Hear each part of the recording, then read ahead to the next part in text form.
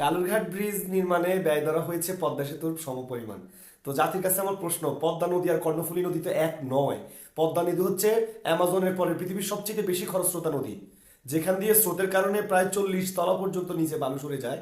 এমন একটা নদীর মধ্যে পৃথিবীর কোনো দেশে ব্রিজ নির্মাণ হয় নাই, বাংলাদেশে হয়েছে। এবং পদ্মা সেতু হচ্ছে 2 তলা বিশিষ্ট, উপরে সড়ক, নিচে হচ্ছে রেল। তো পদ্মা সেতুর ব্যয় আর কর্ণফুলী নদীর ব্যয় তো এক হবে না। জাতির কাছে আমার প্রশ্ন যে এত বেশি ব্যয় কেন? আপনাদের বিপ্লবী সরকার, তথাকথিত লাল স্বাধীনতা, হ্যাঁ, এখন আর সমালোচনা হবে না। এই যে গত 1 বছরে যে প্রায় 3.5 লাখ কোটি টাকা পাচার হয়েছে এবং 3 লাখ কোটি টাকার মতো ঋণ করছে এই ইউনুসে, এই টাকা কোথায় ব্যয় করছে? বাংলাদেশে তো এখনো পর্যন্ত একটা নতুন কোনো প্রকল্পের বাজেট হয় নাই। এগুলো তো শেখ হাসিনার সময় যেগুলো চলছে, এগুলো শেখ হাসিনার সময় দেওয়া।